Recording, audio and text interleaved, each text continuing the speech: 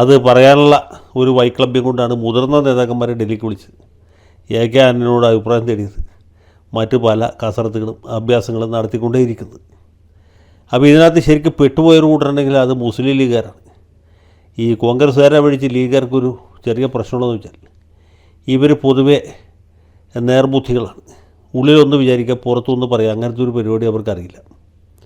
ഈ ലീഗുകാർ സത്യമായിട്ട് വിചാരിച്ചിരുന്നത് ഈ തെരഞ്ഞെടുപ്പിൽ UDF നയിക്കുന്നത്, കോൺഗ്രസിനെ നയിക്കുന്നത് BD സതീശനാണ്. അതുകൊണ്ട് പാർട്ടിക്കും മുന്നണിക്കും ഭൂരിപക്ഷം കിട്ടിക്കഴിഞ്ഞാൽ സതീശനായിരിക്കും നമ്മുടെ മുഖ്യമന്ത്രി എന്നാണ്.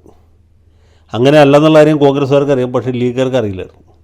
അതുകൊണ്ട് ലീഗുകാർ ഭാവി മുഖ്യമന്ത്രി എന്ന രീതിയിലാണ് സതീശനെ കുറിച്ച് പരാമർശിച്ചത്.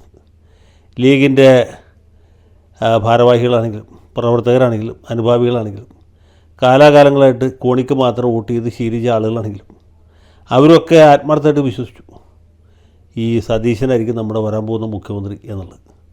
മാത്രവുമല്ല, വെള്ളാപ്പള്ളി നടേശനാണെങ്കിൽ VD സതീശൻ്റെ പേരെടുത്ത് പറഞ്ഞാണ് ചളിക്കരുത്. സതീശന് ഒരു കാരണവശാലും മുഖ്യമന്ത്രി ആവില്ല. കോൺഗ്രസ്സിന് ഒരിക്കലും 100 സീറ്റ് കിട്ടില്ല.